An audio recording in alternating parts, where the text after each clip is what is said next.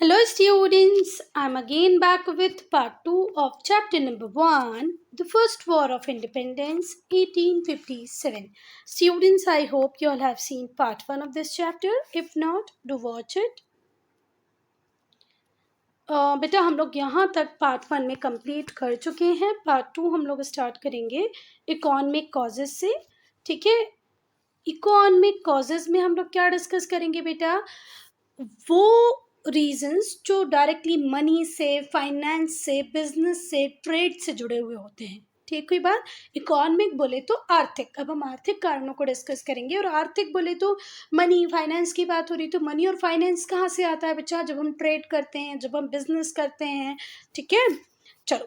India's exploitation, कैसे British east India company हमारे resources को एक्सप्लॉयट कर रही थी, वो भी हम इसी हेडिंग के अंदर पढ़ेंगे. देखते हैं, चलो. तो बेटा जब ब्रिटिश रूल इंडिया में था, या जब ईस्ट इंडिया कंपनी हमारे ऊपर रूल कर रही थी, तो वो सिस्टमैटिकली हमारा इकोनॉमिक एक्सप्लॉयटेशन कर रही थी, आर्थिक शोषण कर रही थी. ठीक है, अब वन बाय वन हम पढ़ेंगे कि हम इसे इकोनॉमिक एक्सप्लॉयटेशन क्यों कह रहे हैं कि वो हमारा आर्थिक शोषण कर रहे थे. तो पहला, the ruin of trade and handicraft, हमारे व्यापार को, हमारे बिजनेस को भी रियून किया, नष्ट कर दिया, हमारे हैंडीक्राफ्ट को भी खत्म कर दिया. ठीक हुई बात. देखते हैं कैसे. जो इंडियन टेक्सटाइल था बेटा, वो बहुत ज़्यादा पॉपुलर था इंग्लैंड में. मतलब इंडियन टेक्सटाइल इतना ज़्यादा पॉपुलर था कि नॉर्मल पर्सन ने, जो उस टाइम की जो रॉयल्टी थी, जो किंग थे, जो क्वीन थे, वो भी इंडियन टेक्सटाइल को पसंद करते थे. तो जो पॉपुलैरिटी थी इंडियन टेक्सटाइल की, alarm the policy maker in England. England में जो पॉलिसी मेकर्स बैठे थे, उनको ये सिचुएशन अलार्मिंग लग रही थी. भाई, हम लोग जो इंग्लैंड में प्रोड्यूस कर रहे हैं वो हमारे लोग यूज़ नहीं कर रहे हैं, सबको चाहिए इंडिया का कॉटन, इंडिया का टेक्सटाइल. ये तो गलत है, इसके लिए कुछ करना पड़ेगा. तो उन लोगों ने एक एक्ट पास कर दिया 1720 में, जिसके थ्रू उन्होंने इस बात को प्रोहिबिट कर दिया, मना कर दिया कि भाई अब इंडियन सिल्क और कैलिकोस इंग्लैंड में नहीं आएगा. ठीक है बात. एक लीगल एक्ट बना दिया. एक एक्ट के थ्रू हमारे टेक्सटाइल को उन्होंने बैन करा दिया इंग्लैंड में. ठीक है बात. एक्ट कब पास हुआ? 1720 को, जिसने प्रोहिबिट किया किसको? कि भाई हमें इंडियन सिल्क को यूज़ नहीं करना है. किसको बोला? इंग्लैंड के लोगों को, है ना. और कैलिकोस को यूज़ नहीं करना है, इंग्लैंड अब आएगा ही नहीं. जो ब्रिटिश रूलर्स थे, उन्होंने डेलिब्रेटली हमारे इंडियन आर्ट को, क्राफ्ट को क्रिपल्ड किया. धीरे धीरे करके उसकी स्थिति ऐसी बना दी कि लोगों का इंटरेस्ट ही उससे हट जाए, है ना. हम लोग बहुत अच्छी म्यूरल्स बनाते थे, पेंटिंग्स बनाते थे, और भी बहुत सारे क्राफ्ट थे जो हमें आते थे, जैसे चिकनकारी वगैरह. उस सब को धीरे धीरे करके ख़त्म करने की कोशिश की. किसने? ब्रिटिशर्स ने. ये जो वर्ड है क्रिपल, क्रिपल कर देना, क्रिपल कर देने का मतलब होता है पंगु बना देना, किसी बॉडी पार्ट को नष्ट कर देना, ख़त्म कर देना. तो उन्होंने हमारे इंडियन आर्ट को, क्राफ्ट को किसी तरीके से लाचार बना दिया कि भाई अब ये काम कर ही ना पाए. उन्होंने हमारे इंडियन सिल्क पर, हमारे कॉटन टेक्सटाइल पर हैवी ड्यूटीज़ लगाई. ठीक है, कहाँ पर? ब्रिटेन में. अगर गलती से ब्रिटेन में इंडियन सिल्क और कॉटन टेक्सटाइल पहुंच भी जाता, तो उस पे 70 to 80% ये लोग क्या लगा देते थे? ड्यूटीज़. ठीक है, जैसे कि कोई सिल्क का कपड़ा यहाँ से, इंडिया से इंग्लैंड गया, यहाँ तो वो 100 रुपये का था, इंग्लैंड जाते टाइम भी उसे कितने का हो जाना चाहिए? 100 रुपये का. पर इस पर जब 70% 80% आप ड्यूटी लगा दोगे, तो वो 170 180 का वहाँ पर बिकेगा. और महंगा होने के कारण फिर लोग उसे खरीदेंगे नहीं. आई बात समझ में? जैसे हम चाइना के प्रोडक्ट्स के ऊपर ड्यूटीज़ लगा देते. क्यों लगा देते भैया? क्योंकि वो इतना सस्ता आ रहा है कि हमारी इंडियन इंडस्ट्री को उससे हार्म होता है, तो हम उनके प्रोडक्ट के ऊपर थोड़ी सी ड्यूटी लगा देते. तो ऐसा ही इंग्लैंड भी डर के कारण करता था, क्योंकि हमारा जो सिल्क था बहुत ही फाइन क्वालिटी का था. कॉटन टेक्सटाइल जिस तरीके से हम बेचते थे वो बिल्कुल यूनिक होते थे. तो उनको लगा कि भाई इस पर तो ड्यूटी लगाओ, उसको महंगा करो. और इस तरीके से हमारी इंडस्ट्री को डिस्ट्रॉय उन्होंने कर दिया. दूसरी तरफ ब्रिटिश गुड्स जो इंडिया में आता था, उस पर नॉमिनल ड्यूटी लगाई जाती थी. हमारा गुड अगर इंग्लैंड जा रहा है, इंडिया से कोई गुड इंग्लैंड जा रहा है, तो इंग्लैंड में अंदर जाने के पहले उसके ऊपर बहुत सारी इंपोर्ट ड्यूटी लगा दी जाती थी. पर इंग्लैंड से जो गुड हमारे इंडिया में आता था, उस पर सच कोई ड्यूटी नहीं थी. ये थी तो नॉमिनल, नाम मात्र की ड्यूटी थी, क्योंकि वो चाहते थे कि उनका गुड तो इंडिया में भर भर के बिके, पर हमारे इंडिया से कोई गुड बने ही ना. क्योंकि वो हमें सिर्फ रॉ मटेरियल का सप्लायर बना के रख देना चाहते थे कि बस तुम एग्रीकल्चर इकोनॉमी रहो, इंडस्ट्री सेटअप करने की कोई ज़रूरत नहीं है, कॉटन ग्रो करो, कोको ग्रो करो, टी ग्रो करो, कॉफ़ी ग्रो करो, और उस रॉ मटेरियल को दे दो इंग्लैंड को, इंग्लैंड वहाँ से फिनिश प्रोडक्ट बनाएगा और तुम्हें अच्छे महंगे दामों में बेचेगा। This is what exactly the policy adopted by Britishers that time. उनका सपना बस बेटा 19th सेंचुरी के मिडिल में, अब ईयर की अगर हम बात करें तो हम कब की बात करें, 1850s में, 1860s में ब्रिटिशर्स ने कैसे फ्रेमवर्क को बना लिया, जिसके थ्रू हुआ क्या बेटा, हमारा जो कॉटन और जो सिल्क जो इंग्लैंड में इतना पसंद किया जाता था, प्रैक्टिकली उसके एक्सपोर्ट को इंडिया से इन्होंने सीज ही कर दिया, मतलब पूरी तरह समाप्ति कर दिया, बंद ही कर दिया। आई बात समझ में, वो कॉटन वो सिल्क जो इतनी ज़्यादा डिमांड में था इंग्लैंड में, उस पर इतनी ड्यूटीज़ लगाई, यहाँ पर लोग हमारे प्रोड्यूसर्स को इतना परेशान किया कि हमारा एक्सपोर्ट धड़ाम से नीचे की तरफ गिर गया, ख़त्म ही हो गया, प्रैक्टिकली सीज मतलब पूरी तरह समाप्ति हो गया। जो आर्ट था स्पिनिंग का, वीविंग का, जो पता नहीं जनरेशन से चला आ रहा था, थाउजेंड्स ऑफ आर्टिशियंस थे, उनकी पूरी पूरी फैमिली उसी काम में लगी रहती थी, उस काम को हमारे इंडिया से एक्सटेंट करने का श्रेय भी किसको ही जाता है बेटा, ब्रिटिशर्स को ही जाता है। जनरेशन टू जनरेशन ये पास ऑन होता आ रहा था और बहुत सारे लोगों को एम्प्लॉयमेंट प्रोवाइड करा रहा था। ये जो आर्ट था भैया, स्पिनिंग कैसे करनी है, वीविंग कैसे करनी है ना, इसमें एम्प्लॉयमेंट में थे हमारे बहुत सारे लोग, हज़ारों लोग इसमें काम कर रहे थे, हमारे आर्टिशियंस वगैरह, वो सब। अब जब उनके काम का उनको रुपया मिल ही नहीं रहा है, उनका जो गुड है वो कैश में कन्वर्ट ही नहीं हो पा रहा है, तो वो गुड बना के क्या करेंगे। पहले हम लोग हमारी एक्सपोर्ट डिमांड को पूरा करने के लिए हमारा गुड यूरोप जाता था, ठीक है, कुछ अफ्रीकन मार्केट हमारे पास थे, वो सब पूरी तरह ब्रिटिशर्स ने ख़त्म करवा दिया। अब जब इनका गुड कैश ही नहीं हो पा रहा तो इन लोगों ने काम करना बंद किया।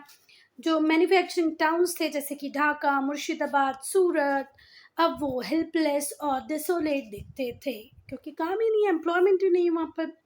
अब यहाँ पर ये जो वर्ड है हेल्पलेस, ये तो आपको समझ में आ रहा होगा, और डिसोलेट का मतलब भी होता है उदास, परेशान, सैड, ठीक है।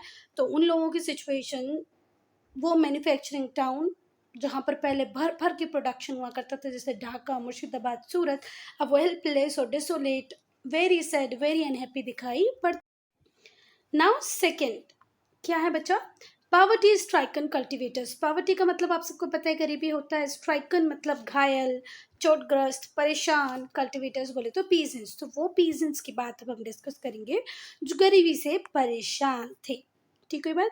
तो जो ज़मींदार हुआ करते थे उस टाइम में, जो लैंडलॉर्ड हुआ करते थे, जैसे आप लोगों ने पुरानी मूवी अगर कभी बैठ के देखी होगी तो उस ज़मींदार वगैरह का आपको पता होगा कि वो कैसे हमारे लोगों को परेशान करते थे, उनके ऊपर ज़्यादा से ज़्यादा टैक्स लगा देते थे, वही वाले ज़मींदार की बात हो रही है यहाँ पे। तो जो ज़मींदार और जो लैंडलॉर्ड हुआ करते थे, ठीक है, वो रेवेन्यू कलेक्टर हुआ करते थे उस टाइम तक, मतलब हम जो भी कुछ प्रोड्यूस करेंगे उसका कुछ हिस्सा हमें ज़मींदार और लैंडलॉर्ड को देना पड़ता था, ठीक कोई बात। तो जो ज़मींदार और लैंडलॉर्ड्स थे वो क्या हुआ करते थे उस टाइम में, रेवेन्यू कलेक्टर हुआ करते थे। ये कुछ परसेंटेज अपने पास रख लेते थे जो भी पेजेंट से रिसीव हुआ होता था, और बाकी ये सब ईस्ट इंडिया कंपनी को दे देते थे। आई बात समझ में, ये रहा पेजेंट, ये रहा ज़मींदार या लैंडलॉर्ड, और ये रहा इंग्लिश ईस्ट इंडिया कंपनी। तो ये लोग इनसे रेवेन्यू कलेक्शन करते थे, थोड़ा अपने पास रख लेते थे और बाकी बचा हुआ किसको दे देते थे, ईस्ट इंडिया कंपनी को। मतलब ऐसे रेशियो इनका फिक्स होता था कितना देना है इनको, ठीक है। पर जो परमानेंट सेटलमेंट सिस्टम था जो 1793 में आया, ठीक है, परमानेंट सेटलमेंट सिस्टम कब आया, 1793 में। ब्रिटिशर्स ने रेवेन्यू रिफॉर्म्स इंडिया में लेके आया क्योंकि ब्रिटिशर्स को दुनिया भर में लड़ने के लिए पैसे की पड़ रही थी कमी, तो उन्हें लगा था वाह इंडिया में तो बहुत बढ़िया लोग हैं, इनसे हम और ज़्यादा पैसा वसूलेंगे, और ज़्यादा पैसा वसूलेंगे, तो चलो अब हम रेवेन्यू सिस्टम को रिवाइज करते हैं। और उसी रिविजन में पहला जो सिस्टम आया था वो था परमानेंट सेटलमेंट सिस्टम। कब आया था, 1793 में, ठीक हुई बात। इसमें अंग्रेजों ने क्या किया, वो अब तक जो ज़मीनें हमारे पास थी, जिनका मालिकाना हक हमारे पास था, अब उसका एब्सोल्यूट ऑनर किसको बना दिया, ज़मींदार को। ज़मींदार से क्या कहा, तुम्हारे एरिया में जो तुम्हें ज़मीन आती ना उसके ऑनर तुम हो, पीजेंट वीजेंट कोई ऑनर नहीं है, आपके स्टेट के ऑनर आप खुद हो। They had the power to eject the cultivator, और even अब जमींदार जब एक्चुअल ऑनर बन गया, एब्सोल्यूट ऑनर बन गया, तो उसके पास पावर रहती कि अगर कोई किसान, कोई पेजेंट प्रॉपर टाइम में टैक्स पे नहीं कर पा रहा है तो उसे एजेक्ट कर दो, अपनी ज़मीन से बाहर निकाल दो। अगर वो नॉन पेमेंट करता है ड्यूज़ की, सपोज करो इस ज़मीन को मैं कल्टीवेट करती थी, मतलब जनरेशन से मेरे पिताजी के भी पिताजी इस ज़मीन को कल्टीवेट करते थे और मैं कल्टीवेट कर रही थी, पर जब ये परमानेंट सेटलमेंट सिस्टम आया तो ये ज़मीन अब मेरी नहीं रही, इसके ऑनर कौन बन गए? ज़मींदार। सपोज करो इन्होंने मुझे बोला कि आपको 3 क्विंटल्स मुझे राइस या वीट देना है in the form of what, क्या देते थे, लगान, ठीक है, रेवेन्यू। और अगर मैं जो तयशुदा टाइम था, जो पर्टिकुलर टाइम मुझे दिया गया था, उसमें मैं अगर पे नहीं कर पाती हूँ तो ये ज़मीन पे पूरा हक ज़मींदार का, और ज़मींदार मुझे कभी भी यहाँ से इजेक्ट कर सकता है, मतलब बाहर निकाल सकता है। आई बात समझ में? जैसे ही मैं नॉन पेमेंट करूँगी ड्यूज़ की,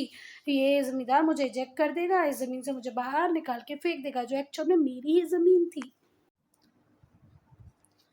बेटा ये जो परमानेंट सेटलमेंट सिस्टम था, ये ऐसा नहीं था कि पूरे इंडिया में काम कर रहा था, बिल्कुल नहीं। ये सिर्फ रेस्ट्रिक्टेड था बंगाल, बिहार और उड़ीसा में, पूरे इंडिया में ये सिस्टम वर्किंग नहीं था। मेजरली परमानेंट सेटलमेंट सिस्टम कहाँ कहाँ पर था? बंगाल, बिहार और उड़ीसा में, ठीक है। इसके अलावा एक और सिस्टम ब्रिटिशर्स ने इंट्रोड्यूस किया जिसे कहते हैं महलवारी सिस्टम। महल का मतलब होता है गांव, एक विलेज, ठीक है ना, महल का मतलब होता है विलेज। तो महलवारी जो सिस्टम था, ये भी एक नया रेवेन्यू सिस्टम बनाया था ब्रिटिशर्स ने। तो ये कहाँ कहाँ पर प्रेवलेंट था बेटा? ये था सेंट्रल इंडिया में, गैंगेटिक वैली में और पंजाब में। बॉम्बे प्रेसिडेंसी और सदर्न इंडिया के दूसरे पार्ट्स में जो पेजेंट्स थे वो सीधे गवर्नमेंट को ही रेवेन्यू पे कर रहे थे, पर जो रेवेन्यू ऑफिसर होते थे जिनको ब्रिटिश अपॉइंट करते थे रेवेन्यू कलेक्शन के लिए, वो बहुत स्ट्रिक्ट होते थे रेवेन्यू कलेक्शन में, ठीक है। और लगभग आधा, हाफ, जो भी आपने कुछ प्रोड्यूस किया है उसका किसको चला जाता था? ब्रिटिशर्स को चला जाता था। सपोज करो मैंने अपने फील्ड में 100 क्विंटल्स वीट ग्रो किया है, तो उस 100 क्विंटल में से 50, अप्रॉक्सीमेट 50, ऑलमोस्ट हाफ तो किसको चला जाता था बेटा? ब्रिटिशर्स को चला जाता था in the form of land revenue. क्या बात समझ में आ रही है?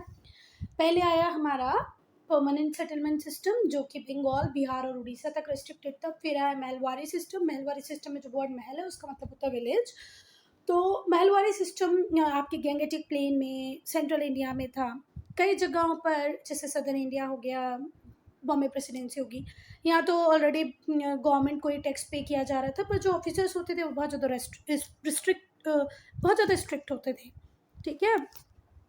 और लगभग आधा जो भी आपने प्रोड्यूस किया है वो किसको दे देना चाहिए था? ब्रिटिशर्स को in the form of land revenue. आपने 100 प्रोड्यूस किया तो 50 ब्रिटिशर्स को दे दो, 50 प्रोड्यूस किया तो 25 ब्रिटिशर्स को दे दो, ठीक है। और अगर कि आप पे नहीं कर पाए लैंड रेवेन्यू को, तो जो फार्मर होगा उसको, क्योंकि पता था कि ब्रिटिशर्स मुझे ज़मीन से निकाल देंगे, तो इसीलिए बेटा वो लोग क्या करते थे? मनी लेंडर से बहुत ही हाई इंटरेस्ट रेट पे लोन ले लेते थे, किसको पे करने के लिए? लैंड रेवेन्यू को पे करने के लिए, ठीक है। क्योंकि उन्हें पता था कि अगर पे नहीं किया तो हमें हमारी ज़मीनों से अलग कर दिया जाएगा। Unable to pay land revenue, the farmers were driven more and more to borrow from the money lenders. अगर वो लैंड रेवेन्यू पे नहीं कर पा रहे हैं तो उन्हें ज़्यादा से ज़्यादा लोन किससे लेना पड़ता था बेटा? मनी लेंडर से लेना पड़ता था, वो भी हाई इंटरेस्ट रेट पे, जिसको वापस करना लगभग नेक्स्ट टू इम्पॉसिबल ही था। हमारा इंडिया सिर्फ एक एग्रीकल्चरल कॉलोनी बन के रह गया था ब्रिटिशर्स के लिए। बिहार, बंगाल और अवध ये मेजर प्रोड्यूसर थे किस चीज़ के बेटा? जूट के, ओपीएम के, इंडिगो के। इंडिगो बोले तो नील, ओपीएम बोले तो अफीम। इससे मेडिसिन भी बनती है और बहुत सारे ड्रग्स भी बनते हैं। सुट्टा मतलब नशा करने के लिए, ठीक है। जूट आपको पता ही होगा जिससे गनी बैग्स वगैरह बनते हैं वो। तो बिहार, बंगाल और अवध ये मेजर प्रोड्यूसर थे कौन से एक्सपोर्ट क्रॉप के? जूट, ओपीएम और इंडिगो। इस अफीम को पिला पिला के चाइना के ऊपर कंट्रोल करने की कोशिश की थी ब्रिटिशर्स ने। अफीम का देखो, जब तक मेडिसिनल यूज़ आप कर रहे हो दैट इज़ ओके, पर इन लोगों ने तो लोगों को आदत लत लगा दी थी अफीम पीने की। चलो, तो जो ब्रिटिश कंपनीज थी उन्होंने इस एक्सपोर्ट ट्रेड को मैनेज करना स्टार्ट किया। जो मैन्युफैक्चरर्स हुआ करते थे इंग्लैंड में, उन्हें ज़्यादा से ज़्यादा रॉ मटेरियल चाहिए पड़ता था। क्यों? क्योंकि उन्होंने ऐसी मशीनें लगा रखी थी, वहाँ पर इंडस्ट्रियल रेवोल्यूशन आ गया था, है ना, कि ज़्यादा से ज़्यादा प्रोड्यूस कर रही थी, तो वो ज़्यादा से ज़्यादा रॉ मटेरियल इंडिया से लेना चाहते थे। ठीक है, तो जो मैन्युफैक्चरर थे इंग्लैंड में, रिक्वायर्ड अदर रॉ मटेरियल, उन्हें दूसरे रॉ मटेरियल पे चाहिए पड़ते थे, जैसे कॉटन चाहिए पड़ता था, ऑयल सीड चाहिए पड़ता था उनके इंडस्ट्री के लिए। तो देखो, जूट, ओपीएम, इंडिगो तो चाहिए ही पड़ता था, पर बहुत बड़ी क्वांटिटी में उन्हें हमसे कॉटन, ऑयल सीड, कॉटन बोले तो कपास, ऑयल सीड बोले तो बहुत सारे सीड्स जिससे ऑयल बनाया जा सकता है, जैसे सनफ्लावर, सेसमे, मस्टर्ड। जैसे इंडस्ट्रियल रेवोल्यूशन ब्रिटेन में आया, तो जो ब्रिटिशर्स थे वो इंडिया को सिर्फ चाहते थे कि ये एक एग्रीकल्चरल कॉलोनी बना रहे, यहाँ पर कोई इंडस्ट्रियल डेवलपमेंट ना हो, क्योंकि इंडस्ट्रियल डेवलपमेंट तो हमारे इंग्लैंड में हो रहा है ना, इससे ज़्यादा क्या चाहिए भाई, इतना बहुत है इंग्लैंड में इंडस्ट्रियल डेवलपमेंट हो रहा, तुम हमारी कॉलोनी हो, तुम एग्रीकल्चर इकोनॉमी बनी रहो, हमें रॉ मटेरियल प्रोड्यूस करके दो। इससे इंडिया क्या बन के रह गया, सिर्फ agricultural colony of British capitalism. Capitalism का मतलब क्या होता है, पूंजीवाद। तो ये जो ब्रिटिश पूंजीवाद था, इसके लिए सिर्फ हम एक एग्रीकल्चर कॉलोनी बन के रह गए। Next one, fourth, inhuman treatment meted out to the indigo cultivator. नील की खेती जो किसान करते थे, जो पेजेंट्स करते थे, जो कल्टिवेटर्स थे, इंडिगो कल्टिवेटर्स, उनके साथ बहुत ही इनह्यूमन ट्रीटमेंट होता था। इनह्यूमन ट्रीटमेंट बोले तो अमानवता, ह्यूमन सेंस मतलब मानव की तरह व्यवहार करना, इंसान समझना, पर इनह्यूमन ट्रीटमेंट मिलता था बेचारे इंडिगो कल्टिवेटर्स को। 1883 में क्या हुआ, जो इंग्लिशमैन थे उन्हें परमिट कर दिया गया कि आप भारत में आओ, ज़मीनें लो, सेटल डाउन हो जाओ एज प्लांटर्स। तो ये जो इंडिगो प्लांटर्स थे, जो हमारे किसानों से नील की खेती करवाते थे, ये बड़े ही दुष्ट प्रवृत्ति के थे। 1833 में ईस्ट इंडिया कंपनी ने क्या बोला, अपने लोगों को बुलाया इंग्लैंड से कि आओ आओ, यहाँ पर ज़मीनें खरीदो, ज़मीनों की ऑनरशिप लो, यहीं पर सेटल डाउन हो जाओ, प्लांटर्स बन जाओ इंडिया में। तो जो पीजेंट्स थे उन्हें फोर्स किया जाता था कि भाई तुम्हें इंडिगो कल्टीवेट करना ही है, करना ही है, करना ही है। और कहाँ पर कल्टीवेट करना है, इसको चूज़ करने का राइट इंग्लिश प्लांटर्स को था। ठीक, कोई बात, कि तुम्हारी ज़मीन में जो सबसे बेस्ट ज़मीन होगी ना, उस पर ये इंडिगो कल्टीवेट कराते थे, क्योंकि ये एक्चुअल में इंग्लिश प्लांटर्स के हाथों में था कि वो किस ज़मीन पे आपसे इंडिगो कल्टीवेट कराएंगे। अच्छा, इंडिगो होता क्या है, नील। वो आप लोगों ने ऐड देखी होगी ना, आया नया उजाला चार बूंदों वाला। वाइट कपड़े को वाइट बनाने के लिए हम लोग नील लगाते हैं कपड़े में, मम्मियों से पूछना, उनको पता होगा। अच्छा, दूसरी बात, जो रॉयल नेवी थी इनकी, वो वाला जो ब्लू कलर ये लोग बनाते थे ब्रिटिश, वो इस इंडिगो से ही बनता था। ठीक है बात। तो भाई आपको सिर्फ और सिर्फ उसी फील्ड में नील को ग्रो करना है जो ब्रिटिशर्स ने, इंग्लिश प्लांटर्स ने डिसाइड की है, नथिंग एल्स। इसके अलावा आप कुछ भी ग्रो नहीं कर सकते। नहीं तो अगर आपने किया तो आपकी क्रॉप को डिस्ट्रॉय कर दिया जाएगा, आपके घरों को जला दिया जाएगा, लूट लिया जाएगा। मतलब अब आपके पास कोई अदर ऑप्शन अवेलेबल नहीं है। प्लंडर का मतलब होता है लूटना, डिस्ट्रॉय का मतलब होता है खराब कर देना, और ये जो वर्ड है वेंटरली, इसका मतलब होता है बेहुदा तरीके से। तो आपकी फसलों को बेहुदा तरीके से ख़त्म कर दिया जाएगा। कौन ख़त्म करेगा, प्लांटर्स। आपके घरों को जला दिया जाएगा, उन्हें लूट लिया जाएगा।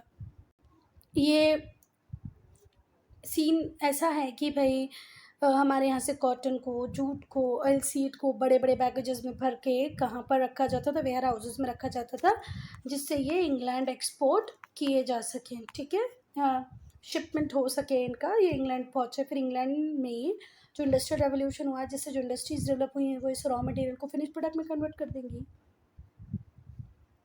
Next one is annexation of rent free lands and estates. 1852 में एक इनाम कमीशन अपॉइंट किया, जो टाइटल डीड्स को इंक्वायर करेगा। ठीक है, मतलब जैसे बहुत सारी ज़मीनें थी उस टाइम में जिसके प्रॉपर पेपर्स अवेलेबल नहीं थे, हमें पता नहीं था कौन सी ज़मीन किसकी है, तो इसके लिए एक प्रॉपर कमीशन बैठा दिया, जिसे क्या बोला गया, इनाम कमीशन। जितने भी बड़े बड़े लार्ज स्टेट्स के ऑनर्स थे ना, अब ये गोली उनकी तरफ चलने वाली थी। समझ में आई बात? इनाम कमीशन छोटे किसानों के लिए इतना दर्दनाक नहीं था जितना बड़े ऑनर्स के लिए, ज़मींदार लैंडलॉर्ड्स के लिए था, लार्ज स्टेट ऑनर्स के लिए था। बहुत सारे लैंड ऑनर्स ने प्रार्थना भी की, हाथ जोड़े कि भैया हम ये टाइटल डीड्स को प्रोड्यूस नहीं कर पाएंगे क्योंकि अब इतना टाइम हो गया है, हमारे पास इनकी लिखा पढ़ी के कागज़ वगैरह नहीं है। गवर्नमेंट ने बोला नो नो नो, अगर आपके पास इस पर्टिकुलर लैंड के प्रॉपर डीड्स टाइटल नहीं है तो आपकी ज़मीनों को हम कन्फिस्केट कर लेंगे।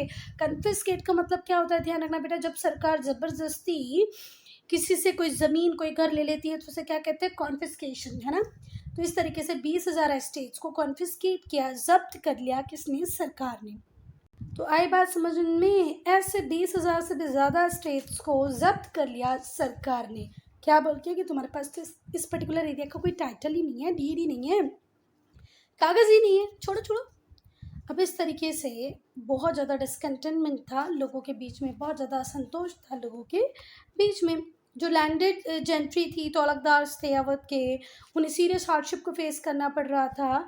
जैसे ही एनेक्सेशन हुआ था अवध का, जैसे ही वाजिद अली शाह को हटाया उनके पोजीशन से, कहा कि अवध में मिसमैनेजमेंट हो रहा है, फिर बहुत सारे वहाँ पर भी ये चक्कर हुए कि बहुत सारे तौलकदार लैंडलॉर्ड्स ऐसे थे जो अपने एस्टेट की प्रॉपर पेपर्स प्रोड्यूस नहीं कर पाए, तो उनकी ज़मीनें भी अंग्रेज़ों ने हड़प ली। Most of them were deprived of the states, उनके स्टेट्स उनसे छीन लिए गए। तो जो प्राउड एरिस्टोक्रेसी थी, जो अब तक यूँ मूँछें ऊपर करके चलती थी, बड़ी शान में रहती थी, अब उनको ऐसे लगने लगा था कि यार अब तो हमारा टाइम गया, सबका टाइम आता है, हमारा टाइम चला गया।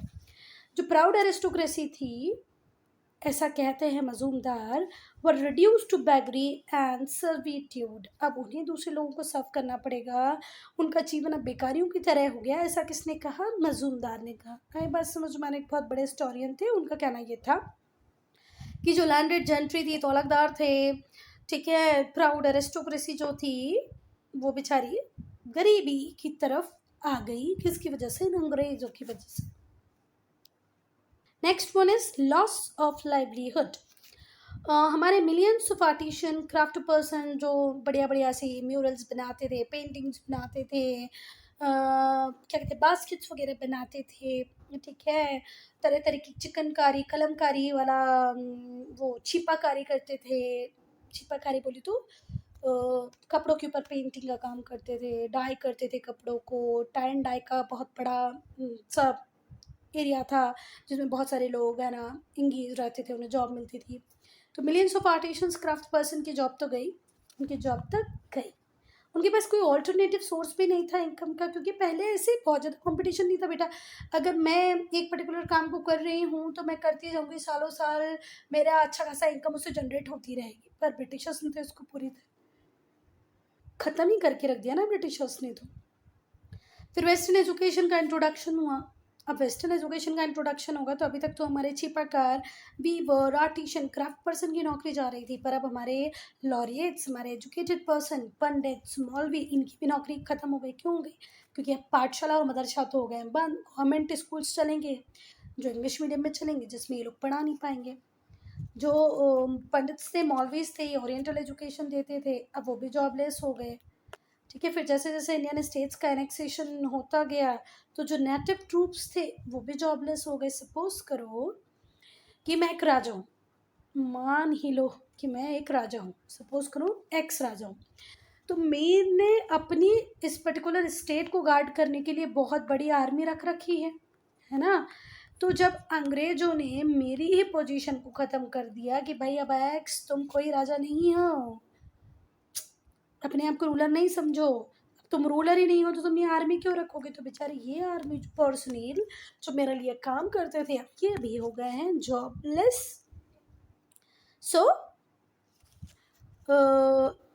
After annexation of Indian states, various native troops lost their livelihood। जब फर्स्ट वॉर ऑफ इंडिपेंडेंस हुआ 1857 में, तो जो सिपाही थे अवध के, उन्होंने बहुत डिफ़िकल्टीज रखी, चुनौतियां रखी किसके सामने? ब्रिटिशर्स के सामने, कि भाई हमारी लाइवलीहुड छीनी थी ना, अब लड़ो हमसे। ठीक है बात? चलो, तो ये इस पैराग्राफ में हमने पढ़ा कि हमारे मौलवियों की नौकरी गई, हमारे पंडित्स की नौकरी गई, क्योंकि वेस्टर्न एजुकेशन आ गई, हमारे आर्टिशन क्राफ्ट पर्सन तो पहले ही जॉबलेस हो चुके थे, नेटिव ट्रूप्स हमारे जो सिपाही थे उनकी नौकरी चली गई, ठीक है। तभी तो सिपाहियों ने रिवेंज लेने के लिए रॉट हैवॉक सिचुएशन मतलब कड़ा कहर बरसाया किसके ऊपर, ब्रिटिशर्स के ऊपर। मतलब ये लोग बहुत बढ़िया तरीके से लड़े, क्योंकि इनकी नौकरी वगैरह छीनने का काम किसने कर लिया था, ब्रिटिशर्स ने। Next 7 big famines. बेटा जब नॉर्मल क्रॉप प्रोडक्शन होता तभी उस टाइम में जीवन इतना मुश्किल था, तो अगर कभी फेमाइन आ जाए, कोई अकाल अकाल पड़ जाए, भले ही वो बहुत ज़्यादा रेनफॉल की वजह से, फ्लड की वजह से हो या ड्रॉट की वजह से हो, है ना, किसी भी वजह से अगर फेमाइन आ जाए तो लोगों को अपनी ज़मीनें, अपने कैटल्स, अपने हाउस होल्ड गुड्स को बेचना पड़ता था। किसके लिए, फूड को प्रोक्योर करने के लिए। मतलब देखो हमारे यहाँ सोर्स ऑफ इनकम तो है ही नहीं, उसके अलावा हम जो एग्रीकल्चर प्रोडक्शन पे बेस्ड थे, तो एग्रीकल्चर भी किसी वजह से फेलियर हो जाए तो भाई हमें हमारे घरों की चीज़ों को बेचना पड़ता था। किसको प्रोक्योर करने के लिए, फूड मतलब भोजन के इंतज़ाम के लिए आपको अपनी गाय बैल भैंस बकरी घर को बेचना पड़ता था। बहुत सारे ऐसे इंस्टांसेस हुए बेटा, देयर वर इंस्टांसेस ऐसा भी हुआ जब मम्मियाँ अपने बच्चों को बेच रही थी फॉर फ्यू डेज फूड। सुनने में तो ऐसा लग रहा हो ऐसा नहीं हो सकता, पर ऐसा हुआ है। एक बहुत बड़ी फेमाइन 1837-1838 में आई, जिसकी वजह से लोगों ने पूरे गांव के गांव खाली कर दिए, सिर्फ भोजन की तलाश में यहाँ से वहाँ भटकने लगे, वेंडर करने लगे, घूमने लगे। एक फेमाइन ऐसी ही आई थी 1837-1838 में, जिसकी वजह से लोगों ने अपने गांव के गांव छोड़ दिए और भोजन की तलाश में इधर उधर निकल पड़े। Famines were no doubt the result of drought और अदर कैलामिटीज़। देखो जब बहुत ज़्यादा एक्सेसिव रेनफॉल होती है तो भी फेमाइन आ सकती है, क्योंकि आपकी जो फसलें थी उसमें पानी भर गया। ड्राउट की सिचुएशन की अगर हम बात करें कि भाई बारिश ही नहीं हुई तो फसल तो होगी ही नहीं, कई बार सुनामी आ जाती है, तो कई बार और भी कोई प्रॉब्लम आ जाती है, ठीक है, जिसकी वजह से आपकी जो क्रॉप ख़राब हो जाती है। और क्रॉप ख़राब हो जाना मतलब फेमाइन, अकाल पड़ जाएगा, भुखमरी आ जाएगी, है ना। जो गवर्नमेंट थी वो कुछ भी नहीं करती थी लोगों की मिजरी, लोगों की जो बुरी कंडीशन थी उसको कम करने के लिए, but it seem that it had no will to act. सरकार बहुत कुछ कर सकती थी लोगों की परेशानी को कम करने के लिए, पर सरकार ऐसा कुछ करती नहीं थी। फिर से इस पैराग्राफ को सुनना, यहाँ पर ये जो वर्ड है फेमाइन, इसका मतलब होता है अकाल। अब अकाल किस टाइम को बोलोगे, जब भूख के कारण लोगों की डेथ हो। तो भूख के कारण लोगों की डेथ कब होगी, जब प्रोडक्शन प्रॉपर नहीं होगा। प्रोडक्शन प्रॉपर कब नहीं होगा, या तो जब आपकी कोई फसल बीमार हो जाए, मतलब उसको कोई बीमारी लग जाए, कोई कीड़े वीड़े लग जाए, या कोई फ्लड आ जाए, कोई ड्रॉट आ जाए, या अदर कोई कैलामिटी आ जाए। ऐसे ही फेमाइन आई थी 37-38 में। 1837-38 में जब लोगों ने गांव के गांव छोड़ दिए, भोजन के लिए तरसने लग गए। ठीक हुई बात, सरकार बहुत कुछ कर सकती थी, पर सरकार ने इनकी मिजरी को कम करने के लिए कुछ किया नहीं। समझ में आई बात। चलो अब हम डिस्कस करेंगे बच्चा मिलिट्री कॉजेज़ को। मिलिट्री कॉजेज़ वो कॉजेज़ थे जिन्होंने फाइनली आग लगाने का काम किया, चिंगारी देने का काम किया, ठीक है। तो ये जितने भी फैक्टर अभी तक हमने पढ़े, पहले पॉलिटिकल पढ़े, फिर इकोनॉमिक पढ़े, सोशल पढ़े, है ना, एक सारे अभी तक हमने जितने भी कॉजेज़ पढ़े, इन लोगों ने एक ऐसा एटमॉस्फेयर तो क्रिएट कर ही दिया था, एक प्रॉपर थिएटर क्रिएट कर दिया था कि भाई अपराइजिंग तो होगी ही होगी, ठीक है। मतलब ये श्योर था कि अब हम इससे ज़्यादा परेशान नहीं हो सकते, है ना, क्योंकि हमारा फिनेंशियल एक्सप्लॉयटेशन हो रहा है, हमारा पॉलिटिकल एक्सप्लॉयटेशन हो रहा है। मतलब चाहे जहाँ से हम सिर्फ परेशानी थी, तो कुछ बड़ा तो होना ही था, ऐसा एटमॉस्फेयर तो क्रिएट हो गया होगा। But no big event could take place so long as native army remain loyal to the British. ऐसा कुछ बड़ा बहुत हो नहीं पाता अगर हमारी जो नेटिव आर्मी थी वो किसके टूवर्ड्स लॉयल रहती, ब्रिटिशर्स के टूवर्ड्स लॉयल रहती। तो बहुत ज़रूरी था कि हमारे भारतीय लोग जो ब्रिटिश आर्मी को सर्व कर रहे थे वो अपनी लॉयल्टी को छोड़ दें, है ना। तो अब सब इसी बात का इंतज़ार कर रहे थे कि कभी ऐसा हो कि लॉयल्टी ख़त्म हो। किसके टूवर्ड्स, ब्रिटिश के टूवर्ड्स, किसकी, हमारी आर्मी की। बहुत सारे कारण ऐसे थे बेटा कि जो हमारे सोल्जर्स थे, जो हमारी आर्मी थी, वो ब्रिटिशर्स से या ब्रिटिश रूल से परेशान थी। फर्स्ट हम डिस्कस करेंगे रिसेंटमेंट ऑफ द सिपॉयज और इंडियन सोल्जर्स कि भाई हमारे जो इंडियन सोल्जर थे, भारतीय सिपाही थे, क्यों नाराज़ थे ब्रिटिशर्स थे। पहला क्यों नाराज़ थे, पहला रीज़न था पुअर प्रॉस्पेक्ट ऑफ प्रमोशन। बेटा ये लोग क्या करते थे, जितनी भी हाई पोजीशंस होती थी ब्रिटिशर्स के लिए सारी रिजर्व करके रखते थे। हम इंडियंस को अलाउ नहीं करते थे हाई पोजीशंस पे आना, हाई रैंक्स पे आना। तो जितनी भी हाई रैंक्स थी आर्मी में वो रिजर्व रख दी जाती थी, किसके लिए, ब्रिटिश के लिए ही, कि भैया ब्रिटिश ही होगा जो इन हाई पोजीशन पे बैठेगा। जो नेटिव सिपाही था वो कभी भी रैसलदार या सूबेदार की रैंक से, रिसलदार या सूबेदार की रैंक से ऊपर नहीं जाता था। भले ही उसकी परफॉर्मेंस कितनी भी एक्सीलेंट क्यों ना हो, मैं कितना भी अच्छा काम क्यों नहीं कर रही हूँ, फिर भी मैं सूबेदार से ऊपर नहीं जा पाऊंगी। तो ये एक बड़ी परेशानी थी मेरे बीच में कि यार इतना अच्छा काम करने का मतलब क्या, जब मुझे बस सूबेदार ही ये लोग बनाएंगे। नेक्स्ट था लो सैलरी। जो मैक्सिमम पे मिलता था सूबेदार को, है ना, इन्फेंट्री के सूबेदार को, वो मिनिमम पे से भी कम था जो एक English recruit, raw English recruit को दिया जाता था। मैं जो सूबेदार की रैंक पे आ गई हूँ, पहली बात तो मैंने आर्मी को बहुत अच्छे से सर्व किया, तो मुश्किल से 2-4-10 साल में मैं सूबेदार बनी। पर मैं अपनी सैलरी देखती हूँ और एक रॉ ब्रिटिश रिक्रूट जिसको कल ही भर्ती किया उसकी सैलरी देखती हूँ, तो दोनों की बराबर। तो मुझे लगता है मैंने तो क्या ही किया इतने साल ब्रिटिश आर्मी को सर्व करके, मुझे तो कोई उसका रिगार्ड नहीं मिला, कुछ उसका फ़ायदा नहीं मिला। जो सिपाही थे वो चाहते थे कि भैया यार हमें बाहर नहीं भेजा जाए, ठीक है, हमें उसी पर्टिकुलर एरिया में रखा जाए जहाँ पर हमारा घर बार है। The sipahi were recruited to serve in areas far away from their homes. पर ब्रिटिश ऐसा चाहते थे कि नहीं भाई तुम्हें तो दूर दूर जाना पड़ेगा काम करने। अब हम लोग चाहते थे कि नहीं, हमें वहीं काम दे दो जहाँ हमारी फैमिली रह रही है, जहाँ हमारे भाई हैं, हमारी फैमिली है। पर ये लोग ब्रिटिश कहते थे नहीं नहीं नहीं, तुम्हें तो जाना पड़ेगा दूर दूर काम करने। और कोई एडिशनल भत्ता भी, कोई अलाउंस भी हमारे लोगों को, हमारे सिपाहियों को नहीं देते थे। इससे भी जो हमारे इंडियन सोल्जर्स थे उनकी मोरल थोड़े से डाउन थे। इल ट्रीटमेंट और social distance between British officers and Indian soldiers.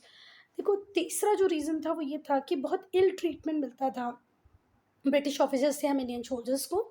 Social distance भी वो बना के रखते थे। जो ऑफिसर्स थे वो सोल्जर्स को मीनियल सर्वेंट की तरह मानते थे, छोटा मोटा नौकरी जॉब करने वाले व्यक्ति की तरह ट्रीट करते थे उसको। जो सोल्जर का एक प्राउड होता है, जो डिग्निटी होती थी, वो ब्रिटिश ऑफिसर्स मेंटेन नहीं रखते थे। जो सोल्जर्स होते थे वो ऐसा चाहते थे कि यार भाई हम अपना काम अच्छे से कर रहे हैं, हम एक के बाद एक टेरिटरी जीत के ब्रिटिशर्स के हाथों में देते जा रहे हैं, तो फिर हमें रिस्पेक्ट क्यों नहीं मिल रही, हम कौन सा काम गलत करें। देखो हमें असाइन किया गया है टेरिटरीज को अक्वायर करने के लिए, जीतने के लिए, वो हम जीत रहे हैं, टेरिटरी अक्वायर कर रहे हैं, हम एक्सपीरियंसड हैं, है ना। तो जो सोल्जर्स थे वो ये सोचते थे हम तो एक्सपीरियंसड हैं, हम एक के बाद एक टेरिटरी को जीतते जा रहे हैं, हमारी मास्टर किंगडम, मतलब हमारे ब्रिटिश मास्टर के लिए किंगडम आफ्टर किंगडम। थोड़े सालों पहले उन्होंने पंजाब को जीता था, किसके लिए, ब्रिटिशर्स के लिए। कब, 1848 में। तो जो फीलिंग थी सिपाहियों के बीच में वो ऐसी थी कि भाई यार कुछ बड़ा तो करना पड़ेगा, नहीं तो हमें अपनी इज्जत कभी नहीं मिलेगी। और अगर इस बात का अंदाज़ा लगाना हो कि भाई हमारे शोल्डर्स किस हद तक अपने आप को डीमोरलाइज फील कर रहे थे, तो एक प्रोक्लेमेशन, एक उद्घोषणा ग्रेट रिवोल्ट के टाइम पे किसी शोल्जर ने लिखी, उसको सुनो। What has been the return for the blood that we shed. हमें इसके बदले में क्या मिल रहा है, जो खून हम बहा रहे हैं, शेड कर रहे हैं, निकाल रहे हैं, उस खून के बदले, उस खून बहाने के बदले हमें क्या मिल रहा है रिटर्न में। Only that the British spoiled are people. लोग जो ब्रिटिशर्स हैं वो हमारे लोगों को ख़राब कर रहे हैं, परेशान कर रहे हैं, हमारे प्रिंसेस को डिग्रेड कर रहे हैं, इसके अलावा क्या हमें कुछ मिल रहा है। ये प्रोक्लेमेशन शोल्जर्स ने दिया था at the time of great revolt या रिवोल्ट ऑफ 1857। तो सोचो हमारे जो सोल्जर्स थे उन्होंने सोचना समझना सब चालू कर दिया था, और समझ में आ गया था कि भाई ये ब्रिटिशर्स हमें तो बहुत ही मीनियल समझते हैं। फॉल्टी डिस्ट्रीब्यूशन ऑफ ट्रूप्स को प्रॉपर्ली डिस्ट्रीब्यूट नहीं किया जाता था। जितने भी की प्लेसेस थी, जैसे दिल्ली, इलाहाबाद, जैसे आज हम प्रयागराज कहते थे, वहाँ पर कोई ब्रिटिश आर्मी नहीं हुआ करती थी, ठीक है। इंग्लिश इंगेज थे बहुत सारी हॉस्टिलिटीज़ में आउटसाइड इंडिया, जैसे पर्शियन, ईरानियन वॉर में, चाइनीज़ वॉर में। तो जो इंडियन सोल्जर्स थे वो जानते थे कि ब्रिटिशर्स अभी परेशानी में हैं, ठीक है। और इस तरीके से देखो एक सोल्जर्स को बहुत अच्छे से पता होता है कि दो फ्रंट पे लड़ना आसान नहीं है। अब हमारे ब्रिटिशर्स जो हैं भाई दो फ्रंट पे लड़ रहे हैं, इधर तो हम लोग तो परेशान करेंगे ही करेंगे, इधर ये लड़ रहे हैं ईरानियन से, इधर लड़ रहे हैं चाइनीज से, तो ये बहुत सूटेबल अपॉर्चुनिटी है क्यों ना हम इंडियंस भी अटैक कर दें किस पे, ब्रिटिशर्स पे। ठीक है बात। तो फॉल्टी डिस्ट्रीब्यूशन था ट्रूप्स का, जैसे कि ट्रूप्स प्रॉपर्ली डिस्ट्रीब्यूटेड नहीं थे दिल्ली इलाहाबाद में, जैसे आज हम प्रयागराज कहते थे। वहाँ कोई ब्रिटिश आर्मी ही नहीं थी इस टाइम में, ब्रिटिशर्स दूसरी हॉस्टिलिटीज़ में इंगेज थे, कभी पर्शियन से लड़ रहे हैं, पर्शियन वॉर हो रहा है, कभी चाइनीज़ वॉर हो रहा है, तो इंडियन सोल्जर्स इस बात को बहुत अच्छे से समझते थे कि भैया अभी ब्रिटिशर्स परेशानी में हैं, ये सही टाइम है, इस अपॉर्चुनिटी को एक्सप्लॉइट करो ही करो। Attack on home, on britishers. Disproportion between Indian and British troops, ठीक है। जब डलहौजी ने इंडिया छोड़ के गए तो जो कंपनी ट्रूप थे उसमें 2,33,000 इंडियंस थे एंड 45,322 ब्रिटिश ऑफिसर्स थे। मतलब सोचो ना हमारे इंडियन सोल्जर्स कितने ज़्यादा हैं और ब्रिटिश कितने कम हैं। डलहौजी ने अपनी होम अथॉरिटी इंग्लैंड को लिखा भी कि भैया ज़्यादा ब्रिटिश सोल्जर्स होने चाहिए आर्मी में, पर वो अपने पर्पस को अचीव नहीं कर पाया। ठीक है। Dalhousie had returned to home authorities that more soldiers should be drafted in the army। हमारे ज़्यादा से ज़्यादा सोल्जर्स होने चाहिए, पर उसको सीरियसली नहीं लिया ब्रिटिश अथॉरिटी ने, और इससे हमारे इंडियन सोल्जर्स को करेज मिला कि वो अंग्रेज़ों के खिलाफ आर्म्स उठा सकते हैं। उन्हें पता चल गया आर्म तो 2 लाख हैं, इनके पास तो मुश्किल से 40,000 की सेना है, तो हम कुछ अच्छा तो कर सकते हैं। ऐसा बूस्ट किसको मिल गया, हमारे इंडियन सोल्जर्स को। Discontent and disaffection in the Bengal army. Bengal की जो आर्मी थी बहुत सी असंतोषी थी, बहुत ही परेशान थी। बिल्कुल हमने पहले ही बता दिया कि रिसेंटमेंट का मतलब होता है रोष, क्रोध, गुस्सा। सिपाहियों के बीच में क्रोध तो था, गुस्सा तो था। एक और रीज़न बना, ठीक ठीक है, इस सिपाहियों के एंगर को और बढ़ाने के लिए। ठीक है, कहाँ पर, बंगाल आर्मी में। वो क्या था सुनना। अब यहाँ पर नाम की परेशानी थी। जो बंगाल आर्मी थी वो एक मिसनॉमर था, मतलब तर्क संगत नाम नहीं था, अनुपयुक्त नाम था, मतलब एक सुटेबल टाइटल नहीं था बंगाल आर्मी, क्योंकि बंगाल का तो कुछ लेना ही देना ही नहीं था इस आर्मी के पर्सनल से। जो सिपाही थे, जो ऑफिसर्स थे बंगाल आर्मी के, वो मेनली हाई कास्ट हिंदू थे, ब्राह्मण्स थे, राजपूत थे। कहाँ के, अवध के। बात समझ में आ रही। नाम क्या रख दिया तुमने, बंगाल आर्मी, पर वहाँ पर बंगाल के लोगों का कोई लेना ही देना नहीं है, क्योंकि जितने भी पर्सनल हैं, जितने भी सिपाही हैं, ऑफिसर हैं, वो हाई कास्ट हिंदूज थे, ब्राह्मण्स थे, राजपूत थे, अवध के।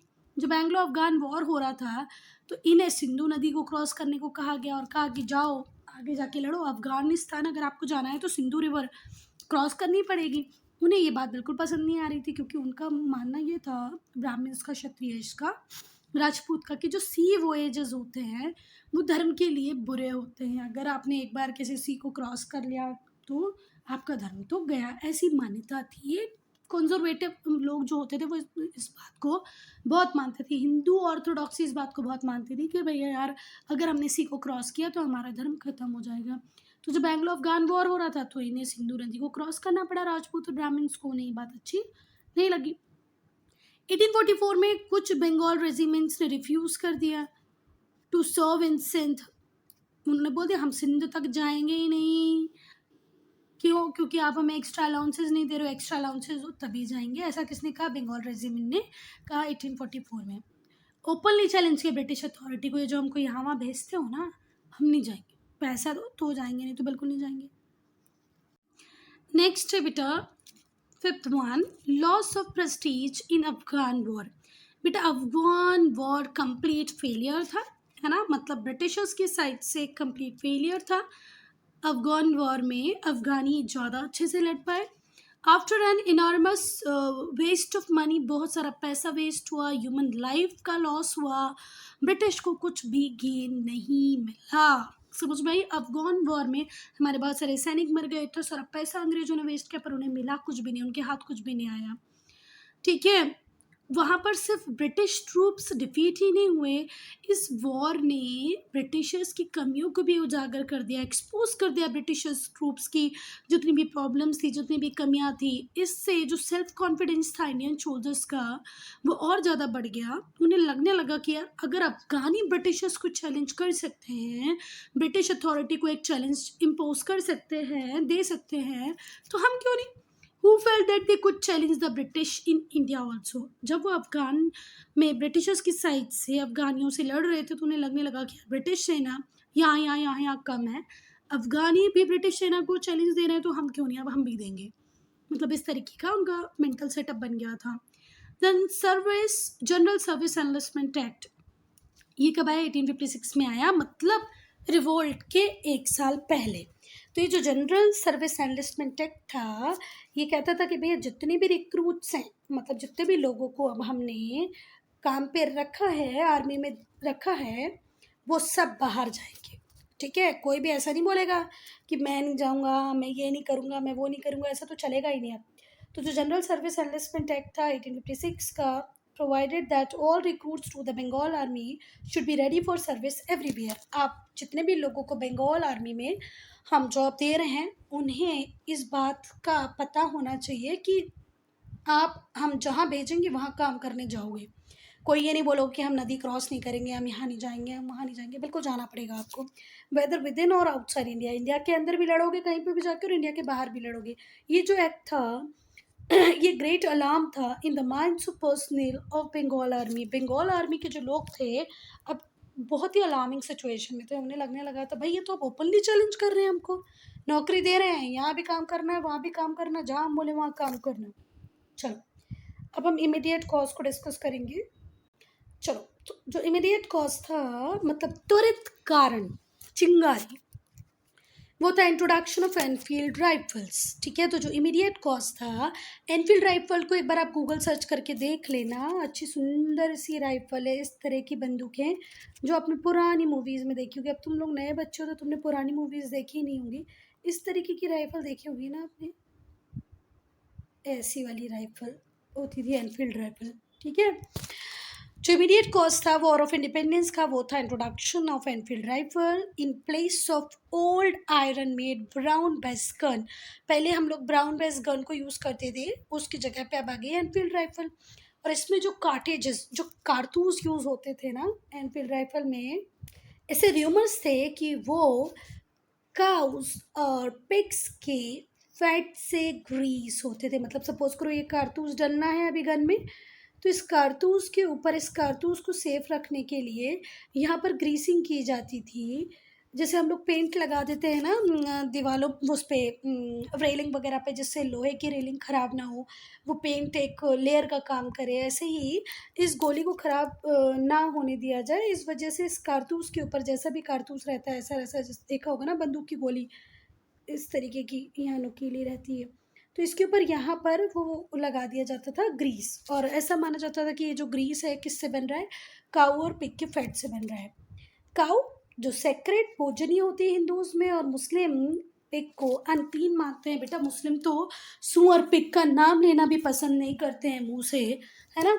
तो भैया ये जो ग्रीसिंग थी, इसको आपको मुंह से च्यू करके निकालना पड़ता था। जैसे कि जब भी आपको लॉन्च करना है तो इसको पहले मुंह से निकालो, फिर ये लॉन्च होगा, मतलब ये बंदूक चलेगी, उसके अंदर जाएगी। अब ये इन्फॉर्मेशन जैसे जंगल में आग लगती है ना, उस तरीके से सब जगह फैल गई कि भैया ये जो कार्टेजेस है इस पर ग्रीसिंग है, और ग्रीसिंग कोई नॉर्मल नहीं है, गाय और सुअर के मांस से बनी हुई है। तो जो पूरी बंगाल आर्मी थी वो सीज्ड विथ पैनिक, डर के मारे उन लोगों के बीच में हड़कंप मच गया। क्या भाई, अंग्रेजों ने हमारे धर्म को नष्ट कर दिया, भ्रष्ट कर दिया, हमें गाय का मांस, सुअर का मांस सब खिला दिया, मुंह में तो लगा ही दिया था ना बेटा। चलो अब हम लोग हमारे इस वीडियो को करेंगे यहीं पर ख़त्म। हम लोग इवेंट्स ऑफ द वॉर को डिस्कस करेंगे पार्ट 3 में। बेटा सच में मैं आप लोगों से सजेशन चाहती हूँ, अगर आपको वीडियो के फॉर्मेट में कोई चेंज चाहिए, एक्सप्लेनेशन कम चाहिए, ज़्यादा चाहिए, बहुत हो रहा है, नहीं हो रहा है, जो भी कुछ प्रॉब्लम हो प्लीज़ कमेंट सेक्शन में लिखिए।